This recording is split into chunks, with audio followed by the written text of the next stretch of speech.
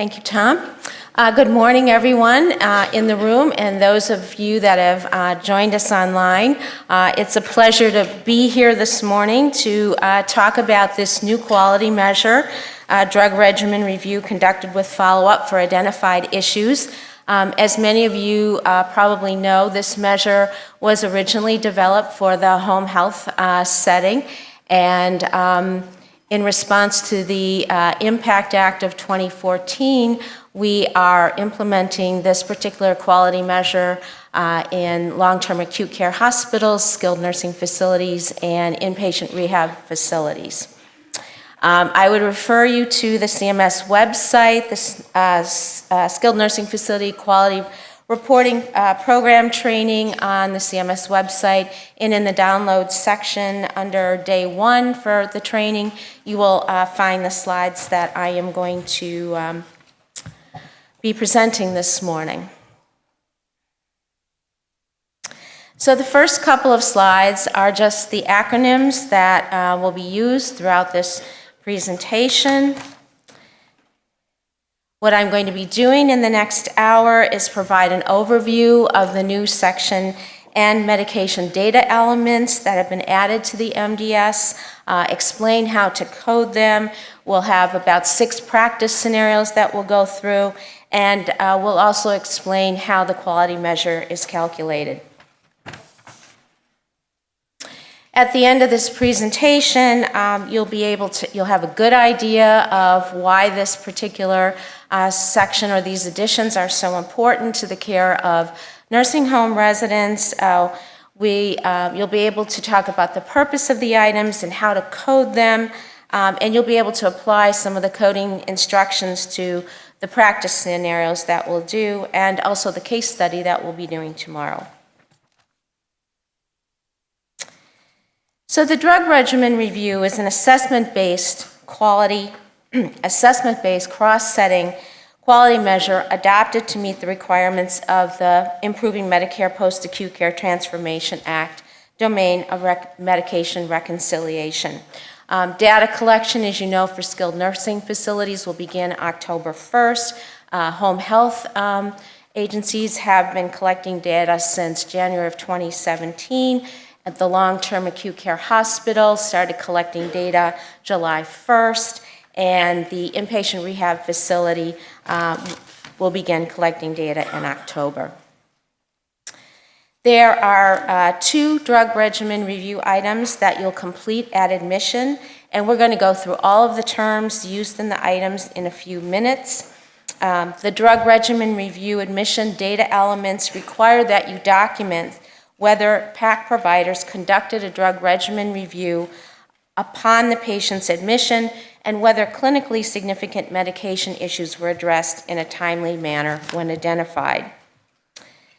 The drug regimen review single discharge data element is to document whether PAC providers conducted a drug regimen review upon the patient admission and whether clinically significant medication issues were identified and addressed in a timely manner when identified throughout the resident's stay. And throughout the resident's stay is a key point about collecting data accurately for these 3 data elements. You'll hear me say that repeatedly throughout the presentation.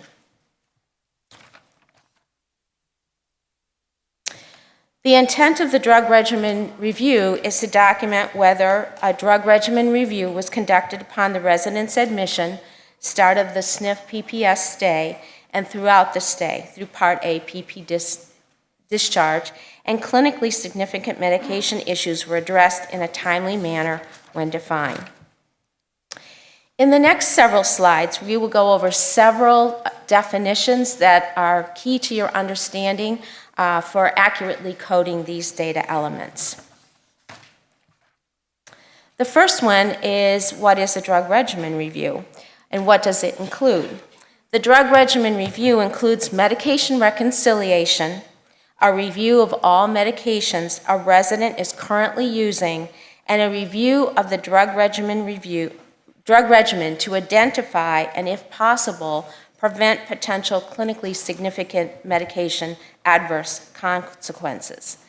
As defined in the State Operations Manual for Skilled Nursing Facilities, medication reconciliation is a process of comparing pre-discharge medications to post-discharge medications by creating an accurate list of both prescription and over-the-counter medications that includes the drug name, dosage, frequency, route, and indication for use for the purpose of preventing unintended changes or omissions at transition points in care.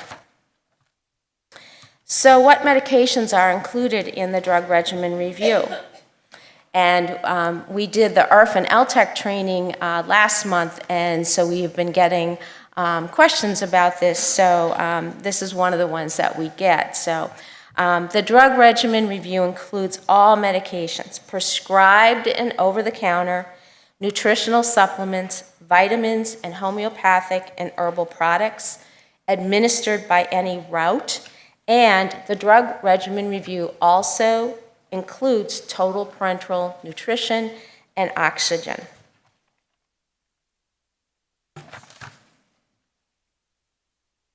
The next definition is what is a potential or actual clinically significant medication issue. And as this slide shows, a clinically significant medication issue is a potential or actual issue that in the clinician's professional judgment warrants physician communication and completion of prescribed recommended actions by midnight of the next calendar day at the latest. In addition, clinically significant means effects, results, or consequences that materially affect or are likely to affect an individual's mental, physical, or psychosocial well-being.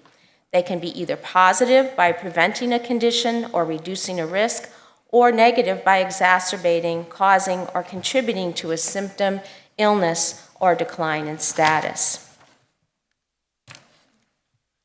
A key point to remember from this slide is any circumstance that does not require this immediate attention is not considered a potential or actual clinically significant medication issue for the purpose of the DRR items. So it's that incidence or that medication issue that requires immediate attention. On this next slide, we often get the question about what is a clinically significant medication issue.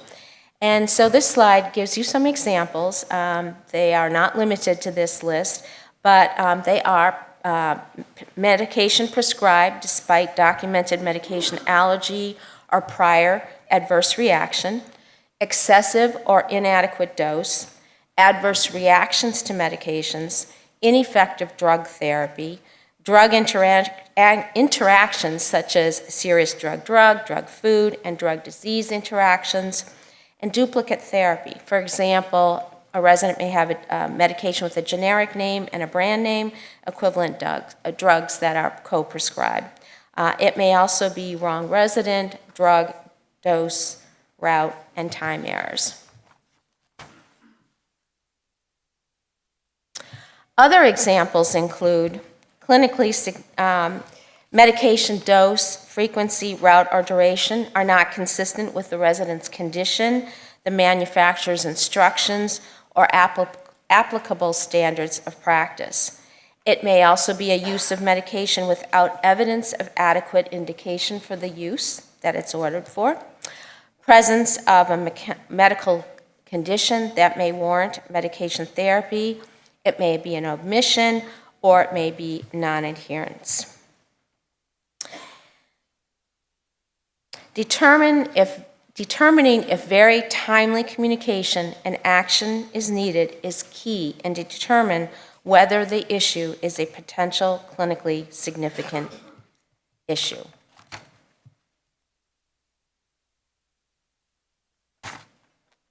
The next definition is what is contact with a physician. Two-way communication is essential for completing the drug regimen review data elements accurately. Two-way communication means communication to the physician to convey an identified potential or actual clinically significant medication issue, and a response from the physician to convey prescribed recommended actions in response to the medication issue. In order to meet the requirements of the measure, you need to communicate and convey the information to the physician, and you need to have received a response from the physician so that you can then address the issues. Two-way communication. The next slide shows examples of appropriate contact with a physician, and I'm sure we're all familiar with these. It may be in person, may by telephone, voicemail, electronic means, faxing, and any other means that appropriately conveys the resident's status. This slide just shows communication is directly with the physician, physician designee. As you can see here, we have a picture of our male nurse talking to the female physician. The next definition is, how is physician designee defined? According to Appendix PP of the State Operations Manual, a physician designee is referred to as a physician/practitioner. This might be a physician assistant, nurse practitioner, clinical nurse specialist, and it means the individual who has responsibility for the medical care of a patient. The role of physician designee, non-physician practitioner, is defined by federal and state licensure regulations. And I would suggest that you refer to these regulations in your relevant state to determine which clinicians are licensed to act as physician designees. The next definition is medication follow-up. So what do we mean by the term medication follow-up that is used in describing N2003, which we'll be going over in a few minutes? Medication follow-up is the process of contacting a physician to communicate an identified medication issue and completing all physician-prescribed recommended actions by midnight of the next calendar day at the latest. The next several slides will go into how to code the data elements. The first thing that I'd like to go over are the data sources or resources that you're going to be using to code the DRI items. And this applies to all three of the data elements, N2001, N2003, and N2005. So this is a list, again, not all-inclusive, of medical record sources that we suggest you use to assist you with coding the data elements accurately. So it will be medical records received from facilities where the resident received health care, could be the resident's most recent history and physical, transfer documents, discharge summaries, medication lists or records, clinical progress notes, and other resources as available. So recently we were asked if using information from an incident or an unusual occurrence report was an appropriate source for coding the data items. And the answer would be yes, that this is an example of one source of information that you may use with the others that I've just described in helping you to code the items. In addition to reviewing medical record sources, discussions with acute care hospital staff, other staff and clinicians responsible for coding or completing the drug regimen review. I'd also encourage you to have discussions with the resident and the resident's family or significant other may supplement or clarify. As you know, they are a very rich resource of information about their loved one. Your facility may decide to use a specific or central means of gathering this data to make it efficient to locate information relevant for coding this measure. And talking with some providers in other settings, they have been working on software programs that they're implementing to collect the information, so they'll be able to accurately code the data elements. It is essential that you have documented identification of potential clinically significant medication issues and the timely two-way communication information and the follow-up actions that address the issues identified. The item coding needs to reflect what is documented in the patient's record.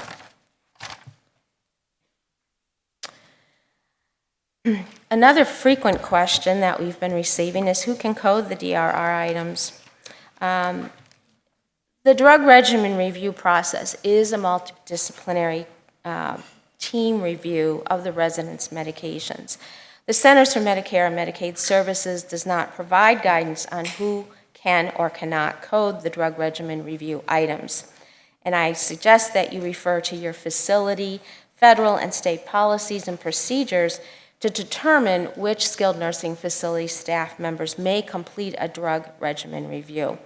And I say this because each facility determines their policies and procedures for completing the assessments, and each facility also provides resident care according to their own unique characteristics and standards, for example, the resident population.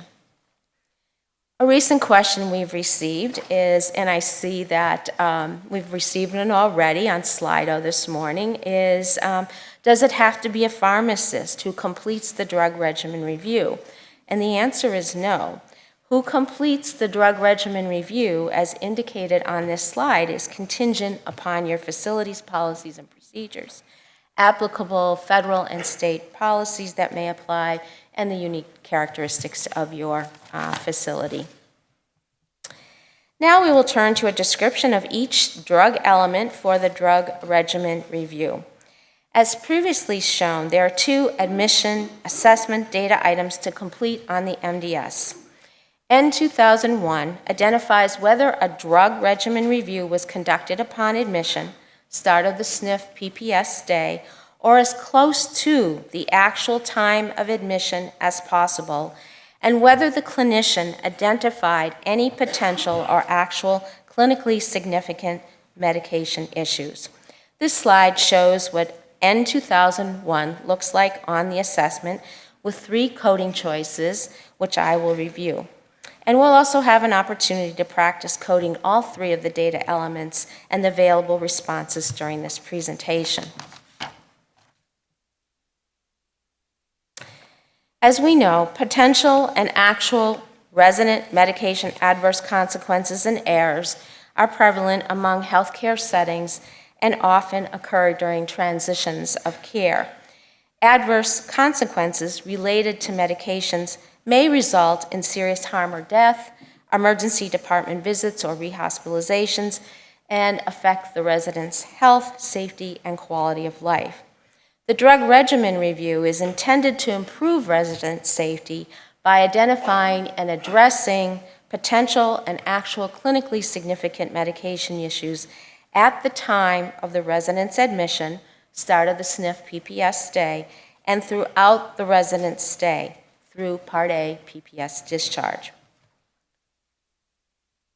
The State Operations Manual definition of an adverse consequence is an unpleasant symptom or event that is due to or associated with a medication, such as the impairment or decline in a resident's mental or physical condition or functional or psychosocial status. It may include various types of adverse drug reactions and interactions. And some of these I've already indicated, such as medication, food, and medication, disease. DRR is an important component of the overall management and monitoring of a resident's medication regimen and is integral to the resident's plan of care. Prevention and timely identification of potential and actual medication-related adverse consequences reduces the resident's risk for harm and improves quality of life. It's important to educate staff in proper medication administration techniques adverse effects of medications and observing these adverse effects.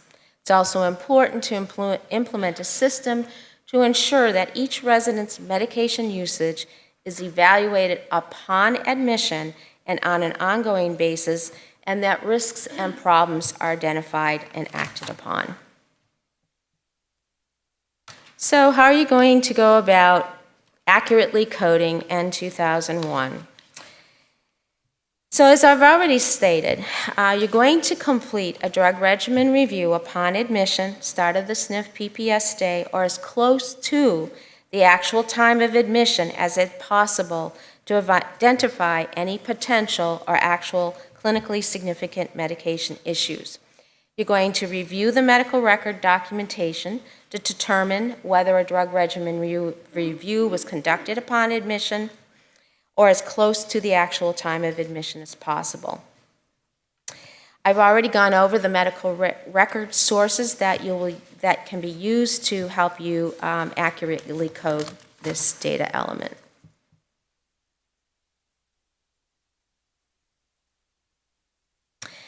For N2001, you have 3 responses. And the question asks you, N2001 asks you, did a drug regimen review did a complete drug regimen review identify potential clinically significant medication issues? You're going to code 0 no if no clinically significant medication issues were identified during the drug regimen review. If you code 0, then you are going to skip to O0100, special treatments, procedures, and programs. If you code the data element 1, yes, if one or more clinically significant medication issues were identified during the drug regimen review. And if you code N2001 as yes, then you are going to move to N2003, medication follow-up. You also have the opportunity to code 9, non-applicable. This applies when the resident was not taking any medications at the time of the drug regimen review. Again, if you code this particular data element 9, non-applicable, you are also going to then skip to O0100, treatments, procedures, and programs. A dash value is a valid response for this item. However, the Centers for Medicare and Medicaid Services expects a dash use to be a rare occurrence.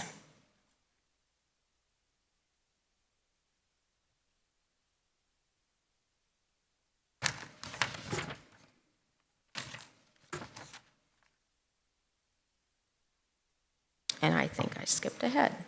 Yep. Okay, so the next data element is N2003, medication follow-up.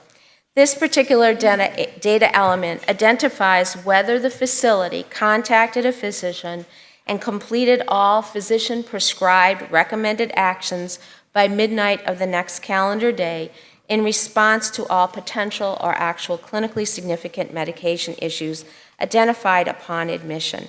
And you are going to code either no or yes for the second admission question.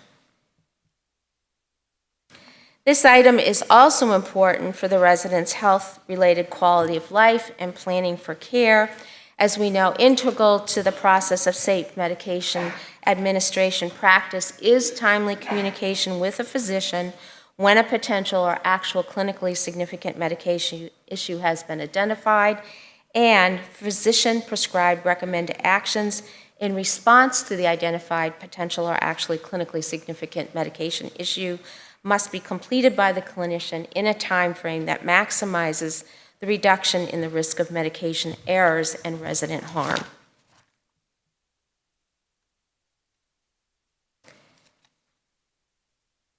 In terms of planning for care, when a potential or actual clinically significant medication is identified, it's important that prompt communication with the physician and implementation of the prescribed actions is necessary to protect the health and safety of the resident.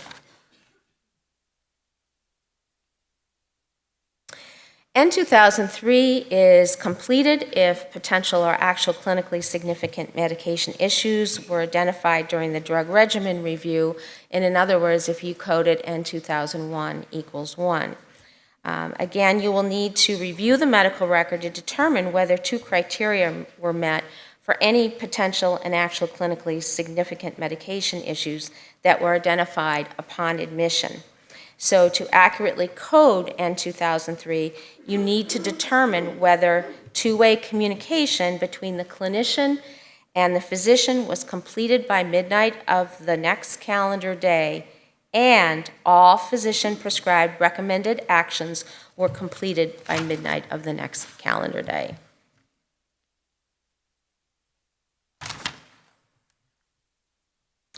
So the responses that you have available, as I said, are either 0, no, or 1, yes.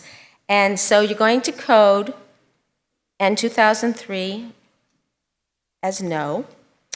If the facility did not contact the physician and complete prescribed recommended actions in response to each identified potential or actual clinically significant medication issue by midnight of the next calendar day. You're going to code this data element 1, yes, if the facility contacted the physician and completed the prescribed recommended actions by midnight of the next calendar day after each potential or actual clinical significant medication issue was identified. As a coding tip, if the physician recommends an action that will take longer than midnight of the next calendar day to complete, you can still code N2003 1 yes if by midnight of the next calendar day the facility has taken the appropriate steps to comply with the prescribed recommended action. An example of a physician-recommended action that would take longer than midnight of the next calendar day to complete would be something like a physician writes an order instructing the clinician to monitor the medication issue over the next 3 days and call if the problem persists.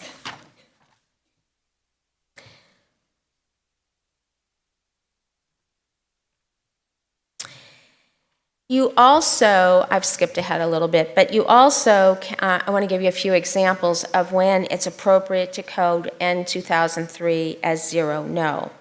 And in this, there's two instances that I'm going to share with you. One is that the clinician did not communicate all identified clinically significant medication issues to the physician or physician designee until after midnight of the next calendar day. So you're going to code N2003 as 0, no in that instance.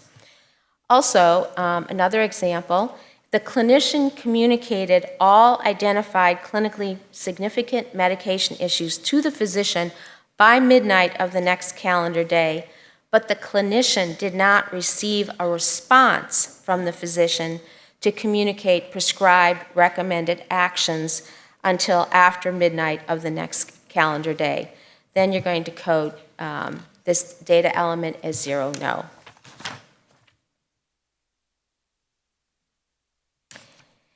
The next slide is just another few points of clarification. So if the drug regimen review was not completed upon admission, then N2001 and N2003 are going to be coded with a dash.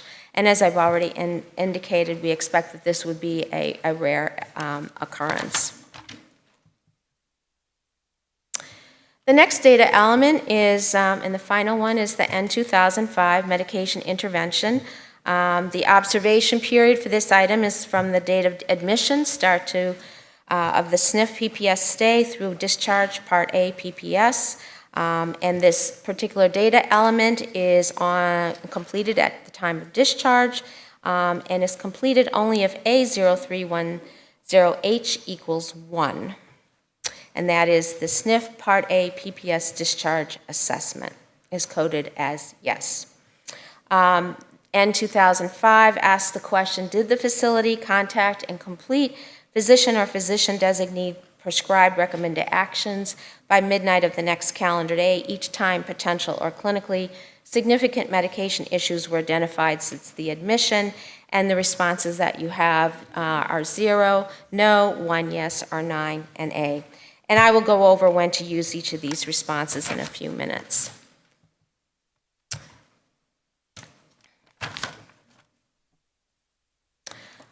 This particular data element also has implications for the resident's quality of life and planning for care. And as I'm halfway through my presentation and we have a lot of scenarios to go through, I'm just going to ask you to refer to the slide. So all of the content is there. Likewise with the planning of care. And we've discussed many of these points already. Okay, in determining how to accurately code N2005, you're going to go back to those medical record sources that we already talked about. First, you are going to review the resident's medical record to determine whether the two criteria were met for any potential and actual clinically significant medication issues that were identified upon admission or at any time during the resident's stay. So it's the two-way communication between the clinician and the physician was completed by midnight of the next calendar day, and all physician-prescribed recommended actions were completed by midnight of the next calendar day. The second step is to determine if both criteria are met for all potential and actual clinically significant medication issues, as I've already described. To emphasize, N2005 includes all drug regimen review information that you collected and coded from when the patient was admitted throughout the patient's stay, that admission through discharge.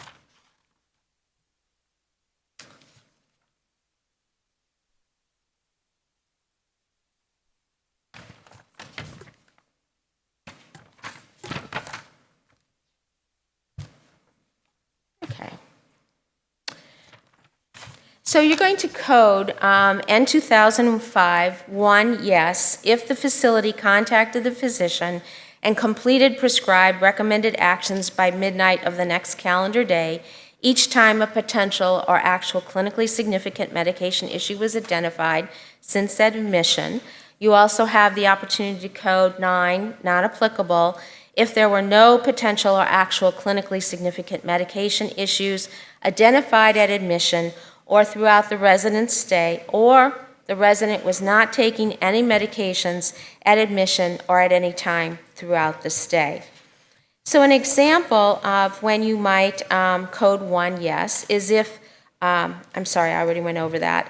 Another example is at admission and at any time throughout the resident's stay, the clinician contacted the physician designee regarding all identified potential or actual clinically significant medication issues, and the physician designee communicated to the clinician that no actions were necessary regarding the reported issues. All communications took place before midnight of the next calendar day. And so in that scenario, you can code this particular data element 1 yes.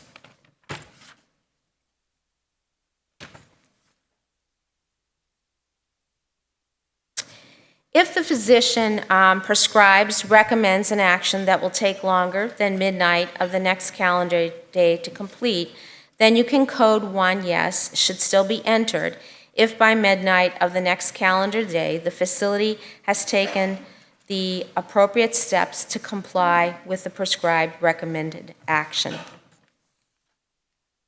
The next slide shows an example of a physician-recommended action that would take longer than midnight of the next calendar day to complete. And I already went over this example. So it's a monitor. The physician is written in order to monitor the patient over the next 3 days and call if the problem persists. This slide depicts examples of midnight of the next calendar day. So in the first bullet, the example is a clinically significant medication issue is identified at 10 a.m. on September 12, 2017. The physician prescribed recommended action is completed on or before 11:59 p.m. on September 13, 2017. The second bullet, a clinically significant medication issue is identified at 11 p.m. on September 12, 2017, and the physician prescribed recommended action is completed on or before 11:59 p.m. on September 13, 2017. Here's an example of a frequently asked question. If a provider coded item N2003 as 0 no on the admission assessment, indicating that the required follow-up action did not take place, is there a way for the facility to code N2005 as 1 yes? And the answer to this question is no. In accordance with the drug regimen measure requirements, item N2005 includes admission and throughout the resident's stay, so it must be coded 0 no. And the rationale for this is that follow-up of all identified potential or actual clinically significant medication issues was not completed by midnight of the next calendar day throughout the stay.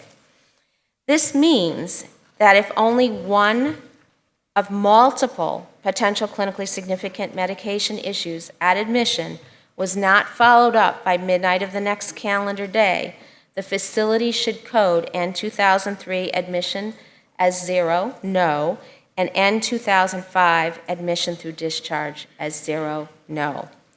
Even if only one of multiple medication issues was not addressed by midnight of the next calendar day, N2005 is always coded 0, indicating that the required follow-up did not take place for the potential clinically significant issues identified at admission.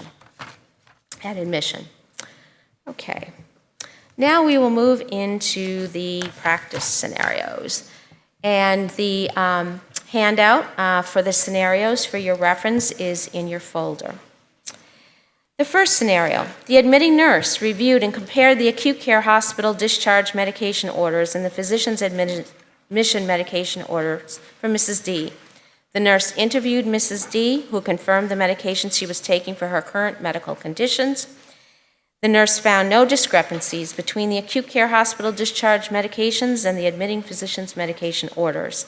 After the nurse contacted the pharmacy to request the medication, the pharmacist reviewed and confirmed the medication orders as appropriate for this resident. As a result of this collected and communicated information, the nurse determined that there were no potential or actual clinically significant medication issues. How would you code N2001 on the admission assessment? You're going to answer the question, did a complete drug regimen review identify potential clinically significant medication issues? You are going to respond A, 0 no issues found during review. B, 1 yes, issues found during review. C, 9, not applicable, resident is not taking any medications. Or D, enter a dash.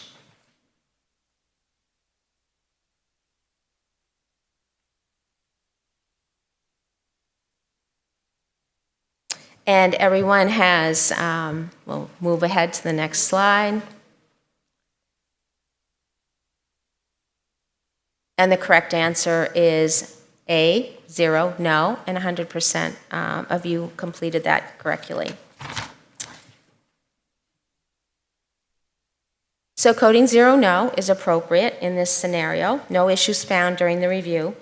And the rationale is that the admitting nurse reviewed and compared the resident's discharge medication records from the acute care hospital with the physician's admission medication orders, collaborated with the pharmacist, and interviewed the resident. Also, the nurse determined that there were no potential or actually clinically significant medication issues. We'll move on to the next scenario, scenario 2. Mr. H was admitted to the skilled nursing facility after undergoing cardiac surgery for a mitral valve replacement. The acute care hospital discharge information indicated that Mr. H had a mechanical mitral heart valve and was to continue receiving anticoagulation medication.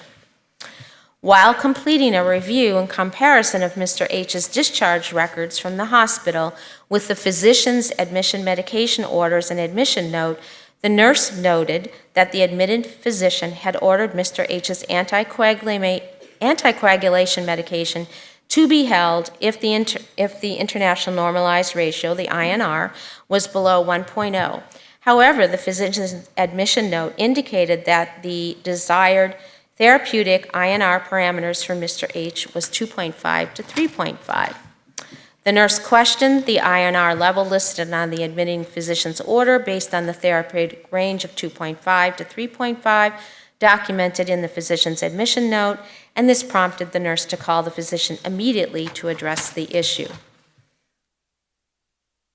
So we're going to ask you again, how would you code N2001 on the admission assessment? Did a complete drug regimen review identify potential clinically significant medication issues? You're going to select A, 0, no, no issues found during drug review. B, 1, yes, issues found during review. C, 9, non-applicable, resident is not taking any medications. Or D, enter a dash.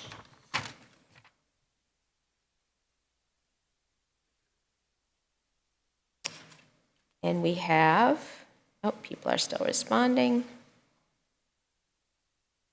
accurately. And the correct answer is B1, yes. Issues found during the review.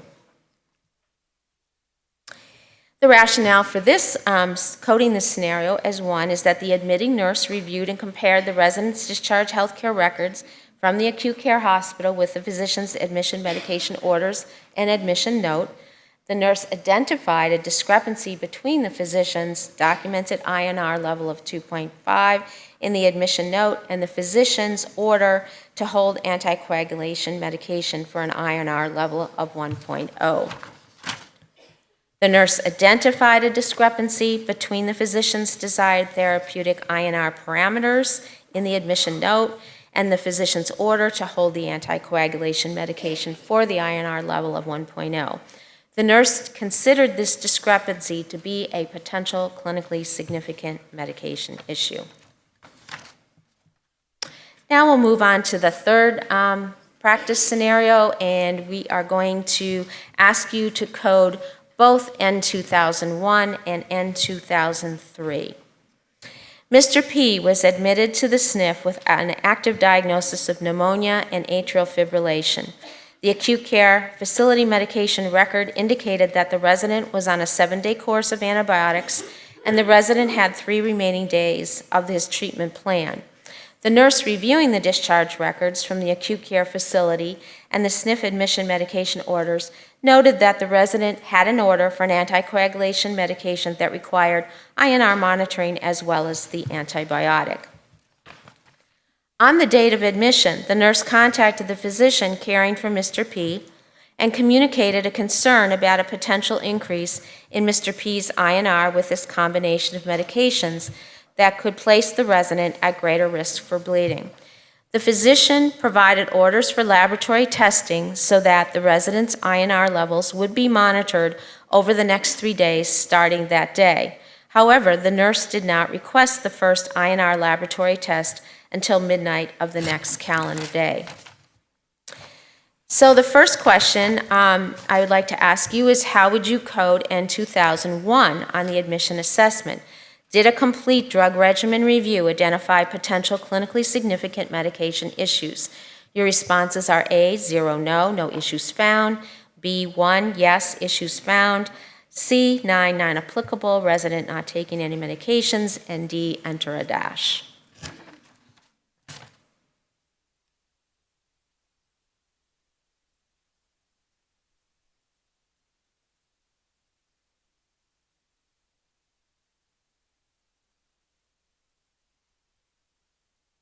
Okay, and we're at 99%.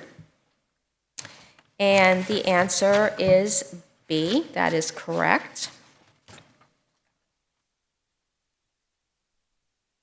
Next, I'd like to ask you how you would code N2003 on the admission assessment. So you're going to answer the question, did the facility contact a physician by midnight of the next calendar day and complete prescribed recommended actions in response to the identified potential clinically significant medication issues? And as we've already talked about, your response options are A, 0, no, B, 1, yes, or C, enter a dash.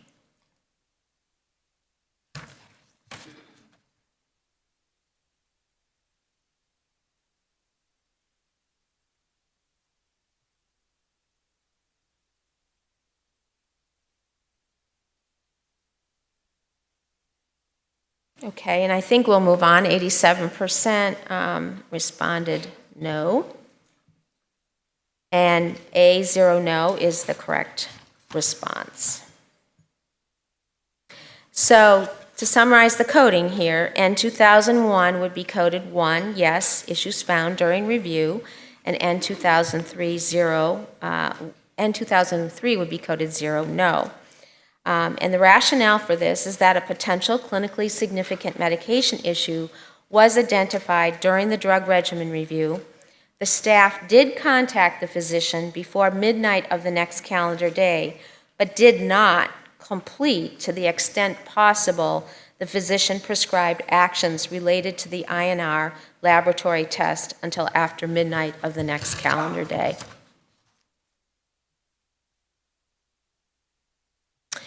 Scenario 4 is another practice for coding N2001 and N2003.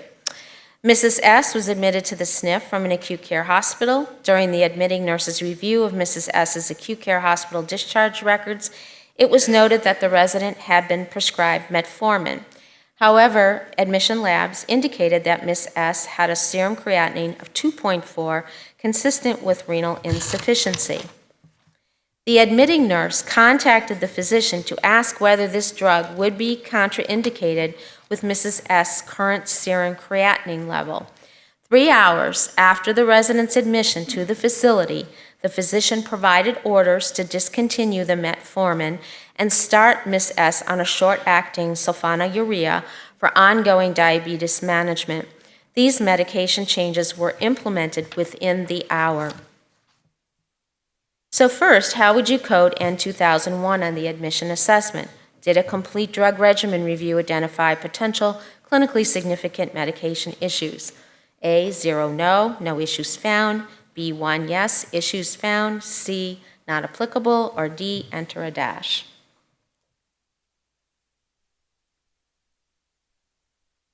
It appears that most people have this question correct.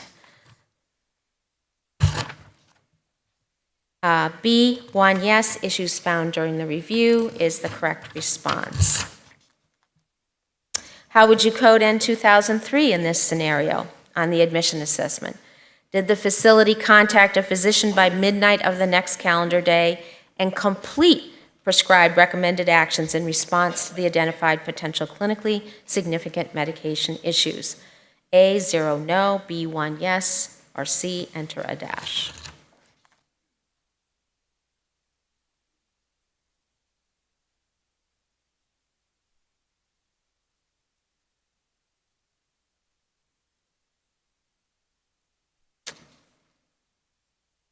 Okay, we'll move on to the correct answer.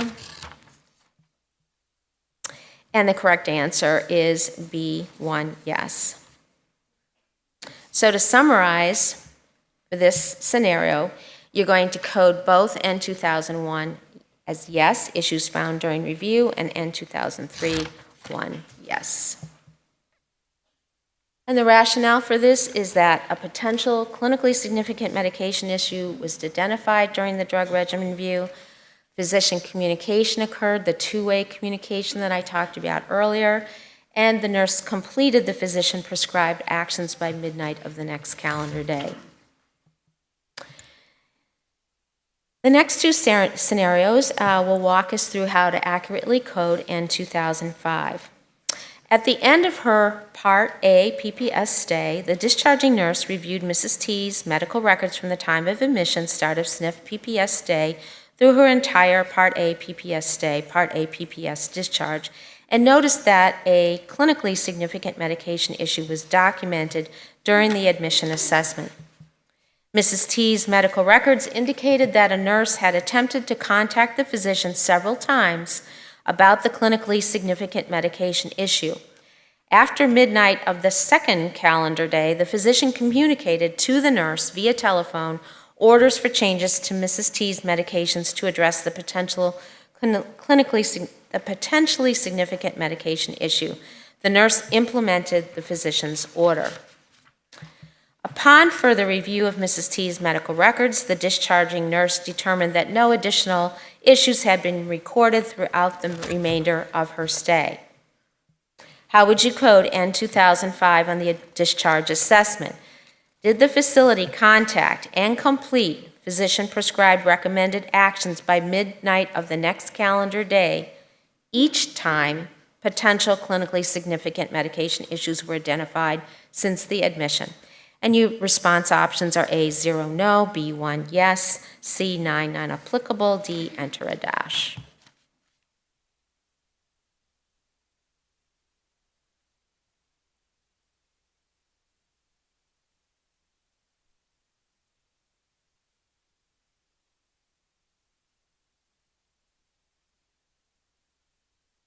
Okay, so almost 90% responded 0, no.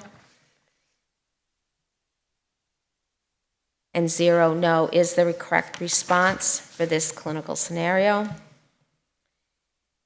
And the rationale for this is that coding of N2005 includes all potential or actual clinically significant medication issues identified at any time throughout the resident's stay. So in this scenario, there was one instance when the follow-through was not completed by midnight of the next calendar day.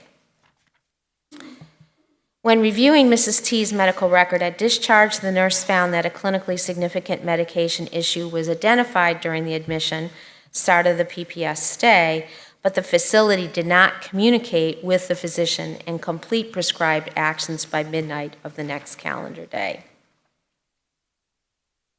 The nurse did attempt, in this scenario, to communicate with the physician several times by midnight of the next calendar day, but the physician did not respond until after midnight of the second calendar day.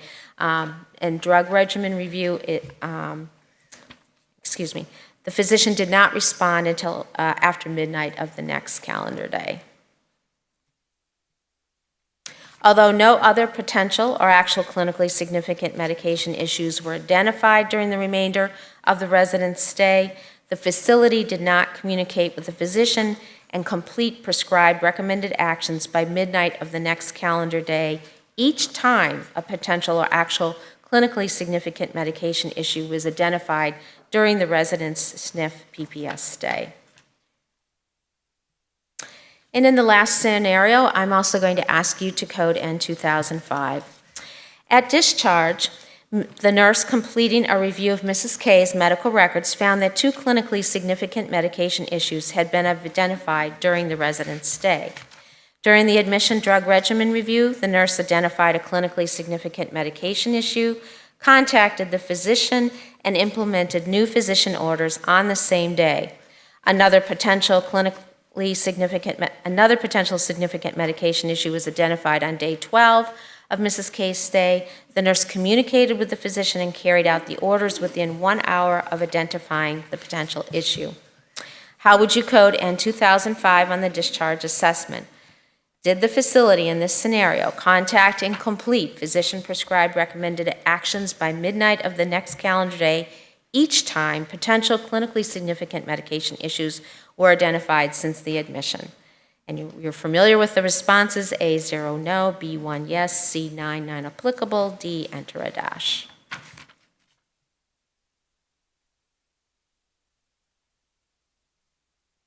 And 93% have responded B1, yes.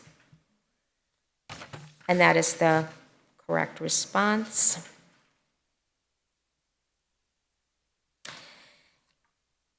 N2005 is coded 1 yes because all potential or clinically significant medication issues identified at any time throughout the resident's stay were communicated to the physician and prescribed recommended actions were completed by midnight of the next calendar day after each item was identified. While a medication issue was identified as a clinically significant medication issue at admission, it was resolved by midnight of the next calendar day. During Mrs. K's stay, an additional clinically significant medication issue was identified. It too was resolved by midnight of the following day. So each time a clinically significant medication issue was identified, It was communicated to the physician and resolved through completion of prescribed actions by midnight of the next calendar day. So it is appropriate to code N2005 as 1. Okay, in the last 5 minutes, I'm not sure we're going to get to action plans because I want to hear everyone's ideas for action plans on this particular measure. We're going to go over the actual drug regimen review quality measure. So the drug regimen review, conducted with follow-up for identified issues, reports the percentage of residence stays in which a drug regimen review was conducted at the time of admission and timely follow-up with a physician occurred each time potential and actual clinically significant medication issues were identified throughout the residence stay. I'm going to walk you through this slide because it's a very dense slide. The drug regimen review is a process quality measure that is calculated as a facility-level observed score. To calculate the percentage of patients that successfully met the drug regimen review measure criteria, we set up a fraction. In this case, the denominator is the given population to which a measure applies. For the drug regimen review measure, this is the number of residence stays in the selected time window for SNF residents with a SNF PPS Part A discharge assessment, in other words, A0310H equals 1 during the reporting period. The numerator, which is the upper part of the fraction, is the subset of patients in the denominator for whom a clinical action or service has been provided. So for the drug regimen review measure, the numerator includes residence stays in the denominator in which the total number of Medicare Part A SNF stays, Type 1 SNF stays only, in the denominator meeting each of the following 2 criteria. So the first criteria is the facility conducted a drug regimen review on admission which resulted in one of the 3 following scenarios. No potential or actual clinically significant medication issues were found. So in other words, N2001 is coded as 0, or potential or actual clinically significant issues were found, so N2000 equals 1, and then a physician designee was contacted, prescribed actions were completed by midnight of the next calendar day, or in other words, N2003 equals 1, or the resident was not taking any medications, non-applicable, 9. The second criteria is appropriate follow-up occurred each time a potential or actual clinically significant medication issue was identified during the stay, so N2005 equals 1, or no potential or actual clinically significant medication issues were identified since the admission, or the resident was not taking any medications, N2005 equals 9. There are no denominator exclusions, and this measure is not risk-adjusted or stratified.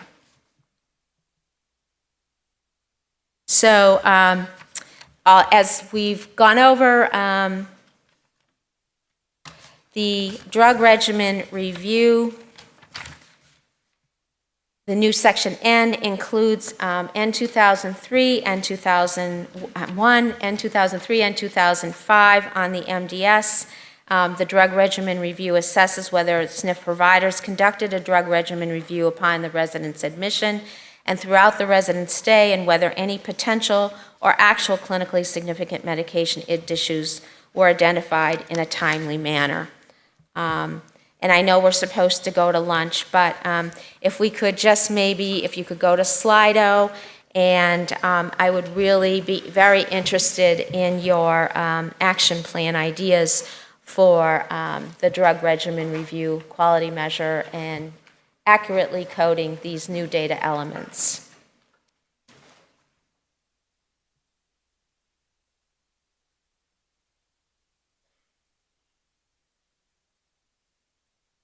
Okay, so we're getting some questions.